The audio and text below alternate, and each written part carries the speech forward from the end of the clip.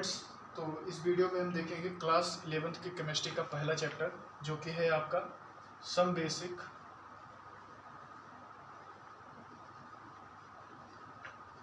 Concept of chemistry.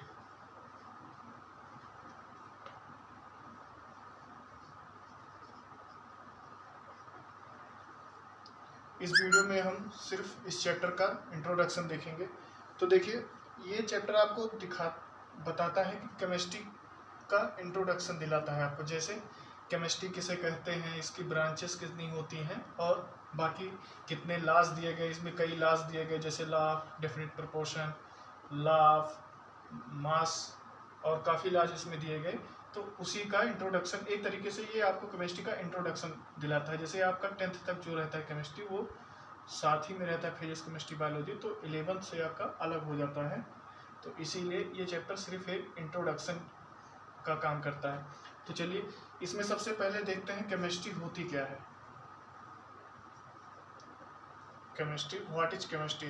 किसी ने आपसे पूछ लिया कि केमिस्ट्री होती क्या है, तो केमिस्ट्री जो होती है वो होती है, chemistry is the science of molecules and their transformation.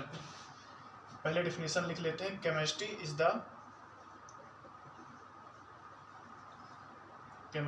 Is the science of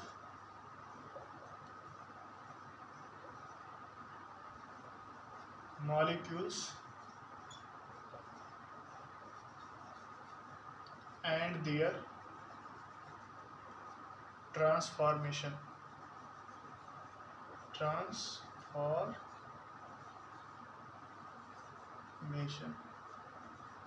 यानी केमिस्ट्री आपकी विज्ञान की वह ब्रांच है, साइंस की वह ब्रांच है जिसमें मॉलिक्यूल्स का ट्रांसफ़र होता है। यानी साइंस मॉलिक्यूल्स के बारे में स्टडी करते हैं और उनका ट्रांसफ़र कैसे हो रहा है। जैसे कोई भी रिएक्शन होती है, जैसे मान लीजिए H2 + Cl2 गिव्स 2HCl।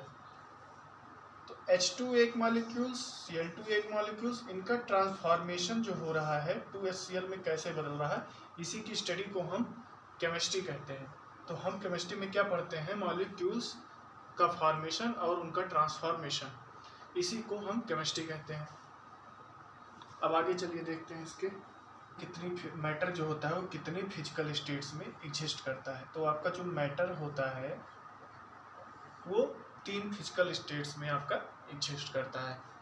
पहली स्टेट क्या होगी, आप जानते होंगे, आपने लोअर क्लासेस में पढ़ा होगा। पहली होती है सॉलिड, दूसरा लिक्विड, तीसरा आपका होता है गैस। तो सॉलिड, लिक्विड और गैस, आपका ये 3 फिजिकल स्टेट्स में एग्जिस्ट करता है।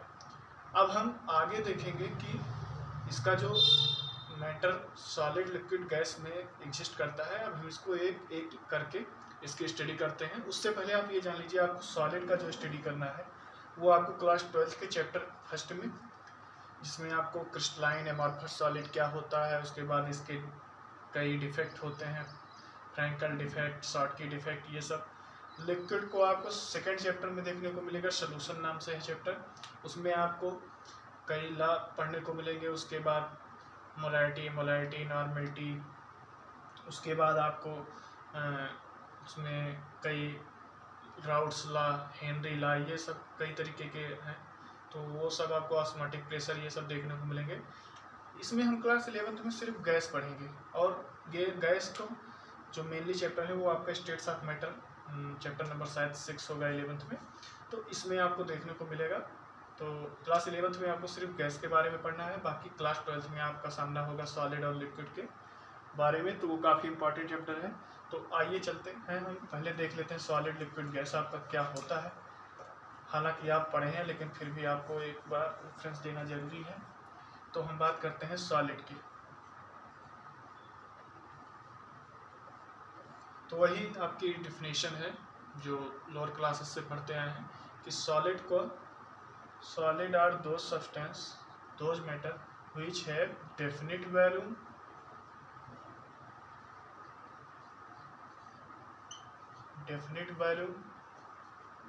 and definite shape। And definite shape. Solid क्या होते हैं? सॉलिड वो मैटर होते हैं, वो सब्सटेंस होते हैं जिनका डेफिनेट वॉल्यूम होता है और डेफिनेट शेप होता है। यानी सॉलिड जो हैं वो केवल डेफिनेट शेप में पाए जाते हैं, यानी कि उनका जो शेप होता है वो फिक्स होता है। वो किसी दूसरे स्थान पर गए तो दूसरा शेप ऐसे नहीं, जैसे लिक्विड होता है आपने उसको ग्लास के अंदर डाला तो ग्लास का शेप ले लेगा, क्यूब के अंदर डाला तो क्यूब का, तो ये ऐसे नहीं होते हैं। सॉलिड जो होते हैं उनका वॉल्यूम सेम होता है और डेफिनेट साइज के होते हैं। अब बात की जाए जो सॉलिड की सबसे बड़ी प्रॉपर्टी है वो होता है इनका कंस्टिट्यूएंट पार्टिकल जो होता है वो एक फिक्स पैटर्न में अरेंज होता है। यानी कि इनमें जो कंस्टिट्यूएंट पार्टिकल क्या होते हैं, जैसे आप ईंट ले लें, ईंट जो होती है वो बनी होती है मिट्टी को पकाने से, तो जो मिट्टी के छोटे छोटे कण हैं ये इसके कंस्टिट्यूएंट पार्टिकल होते हैं। तो वही है कंस्टिट्यूएंट पार्टिकल किसी भी सब्सटेंस के जो उसको बनाने के लिए जो पदार्थ यूज हुए हैं, जिससे मिलकर वह पदार्थ बना है, उसी को हम कंस्टिट्यूएंट पार्टिकल कहते हैं। जैसे आपका मान लीजिए दाल जो बनी है, पहले आपका दाल के छोटे छोटे दानों से पूरी दाल बनी है, तो वही जो छोटे छोटे दाने हैं वो आपके कंस्टिट्यूएंट पार्टिकल है, तो उसी को कंस्टिट्यूएंट पार्टिकल कहते हैं। तो कंस्टिट्यूएंट पार्टिकल इसमें जो होते हैं वो बहुत ही टाइटली बाउंड होते हैं। इसमें जो कंस्टिट्यूएंट पार्टिकल होते हैं, कंस्टिट्यूएंट पार्टिकल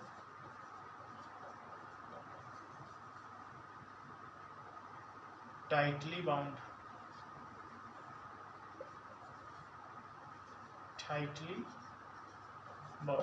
कंस्टिट्यूएंट पार्टिकल जो होते हैं वो टाइटली बाउंड होते हैं, बहुत ही मजबूती से बंधे होते हैं। तो ये सॉलिड की प्रॉपर्टी है। और सॉलिड को आप जो इनका मेल्टिंग पॉइंट होता है, मेल्टिंग पॉइंट वो काफ़ी हाई होता है, क्योंकि जो कंस्टिट्यूएंट पार्टिकल है, जैसे मान लीजिए ये रहा आपका कोई, एक मिनट, इनका जो मेल्टिंग पॉइंट होता है वो काफ़ी हाई होता है। जैसे ये दो सब्सटेंस है, दो कंस्टिट्यूएंट पार्टिकल हैं, इनके बीच दूरी है, ये रहे एक ये रहे, इनके बीच इतनी दूरी है, और एक ये रहा और ये रहा, और इनके बीच बहुत कम दूरी है। तो किनको अलग करना आसान होगा, इनको किनको।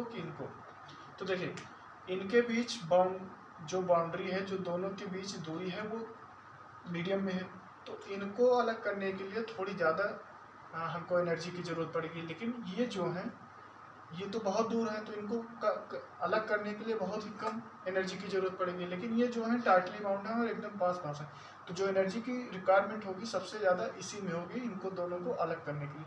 तो सॉलिड का इसीलिए मेल्टिंग पॉइंट जो होता है वो बहुत ही ज़्यादा होता है। तो ये बात आपको समझ आ गई होगी, इनका जो मेल्टिंग पॉइंट होता है वो बहुत ज़्यादा होता है।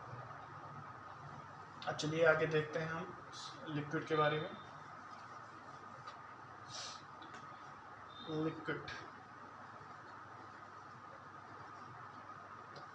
लिक्विड के बारे में बात की जाए तो वही आपका जो पहले का डेफिनेशन है उसी के बारे में हम देखेंगे कि लिक्विड जो होता है वो इनका जो होता है डेफिनेट शेप तो होता है,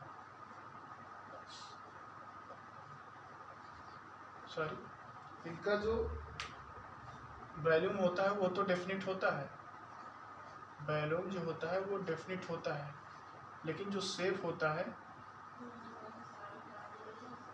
वो डेफिनेट नहीं होता है। लिक्विड का वॉल्यूम डेफिनेट होता है, लेकिन उनका जो शेप होता है वो डेफिनेट नहीं होता है।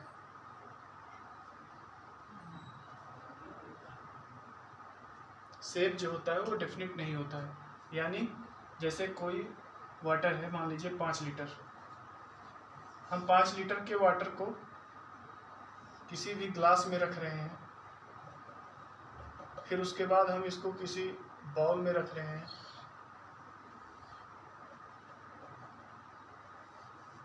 तो इसका वॉल्यूम तो रहेगा 5 लीटर ही। वॉल्यूम चाहे इसको हम ग्लास में रखें चाहे बाउल में रखें, वॉल्यूम तो रहेगा इसका 5 लीटर ही, लेकिन इसका शेप इस वेसल के अकॉर्डिंग बदलेगा। फिर इसमें रखेंगे तो इसका शेप ले लेगा, तो वॉल्यूम इसका जो रहता है वो डेफिनेट रहेगा 5 लीटर ही, लेकिन जो शेप रहता है वो इनडेफिनेट रहता है, यानी कि आपका जो शेप रहेगा वो डेफिनेट नहीं रहेगा। ये बात हो गई आपकी लिक्विड की। और लिक्विड में जो इंटरमॉलिक्यूलर फोर्स रहता है, इंटरमॉलिक्यूलर फोर्स जो रहता है वो सॉलिड से तो कम रहेगा, सॉलिड से कम रहेगा, लेकिन गैस से ऑलवेज ज़्यादा रहेगा। यानी गैस को तो जो पार्टिकल होते हैं कंस्टिट्यूएंट, उसमें गैस के पार्टिकल बहुत दूर दूर होते हैं, सॉलिड में एकदम नज़दीक होते हैं, लेकिन लिक्विड में जो होते हैं वो थोड़ा दूर होते हैं, बहुत ज़्यादा दूर नहीं होते, लेकिन तब भी सॉलिड से ज़्यादा दूर होते हैं। तो इसीलिए इसका जो इंटरमॉलिक्यूलर फोर्स है वो लिक्विड में ज़्यादा रहेगा इन कंपेरिजन टू गैस। ये हो गया। तो अब हम बात करेंगे गैस की। तो जैसा कि आपको पता है, गैस का ना तो कोई डेफिनेट वॉल्यूम होता है और ना ही कोई शेप होता है। यानी कि जैसे मान लीजिए डेफिनेट वॉल्यूम क्यों नहीं होता है इसकी बात करते हैं। जैसे आप मान लीजिए एक छोटा सा क्यूब बॉक्स है, इसमें गैस को हम रख दे रहे हैं, तो जितना भी स्पेस होगा वो गैस ऑक्यूपाई कर लेगी, और यही गैस को हम ट्रांसफ़र कर देंगे एक बड़े क्यूबिकल बॉक्स में, तो इसका जितना स्पेस होगा वो भी गैस ऑक्यूपाई कर लेगा। तो गैस को हम जिसमें भी ट्रांसफ़र करेंगे वो पूरा जो उसका एरिया रहेगा वो पूरा ऑक्यूपाई कर लेता है, इसीलिए गैस का डेफिनेट वॉल्यूम नहीं होता है। बात की जाए शेप की, जब डेफिनेट वॉल्यूम ही नहीं होगा तो उसका शेप कैसे डेफिनेट हो जाएगा। तो वही, इसमें आपका इतना क्यूबिकल बॉक्स शेप रहेगा, इसमें आपका इतना बड़ा रहेगा। किसी सिलेंड्रिकल बॉक्स में इसको रख देंगे तो इसका शेप सिलेंड्रिकल हो जाएगा। यानी कि जो वेसल होता है, जो बर्तन होता है, उसी के अनुसार गैस का शेप चेंज होता जाएगा जिसमें आप इसको रखेंगे। अब जो इसमें इंटरमॉलिक्यूलर फोर्स होते हैं गैस में, वो बहुत ही वीक होते हैं in comparison to solid and liquid, क्योंकि इसमें जो पार्टिकल होते हैं वो रैंडमली मूव करते रहते हैं। तो अब इसी बेसिस पर हम तीनों का कंपेरिजन करते हैं। Comparison in terms of intermolecular force, in terms of intermolecular force, इसको आप समझ लीजिएगा। IF मतलब इंटरमॉलिक्यूलर फोर्स। तो इंटरमॉलिक्यूलर फोर्स सबसे ज़्यादा किस में होगा? सॉलिड में, उसके बाद लिक्विड में, उसके बाद गैस में। सॉलिड में पार्टिकल बहुत ही नज़दीक रहते हैं, उनको अलग करने के लिए ज़्यादा एनर्जी चाहिए। लिक्विड में थोड़ा दूर दूर रहते हैं तो थोड़ी कम एनर्जी चाहिए। गैस में बहुत दूर रहते हैं तो सबसे ज़्यादा एनर्जी गैस में चाहिए। तो ये तो हो गया आपका comparison in terms of intermolecular force. तो आज के लिए इतना ही। आगे के लेक्चर में हम इस चैप्टर का पूरा कंप्लीट करेंगे और क्लास 11 की पूरी केमिस्ट्री कंप्लीट की जाएगी। तो वीडियो अच्छा लगा तो वीडियो को लाइक कीजिए, चैनल को सब्सक्राइब कीजिए।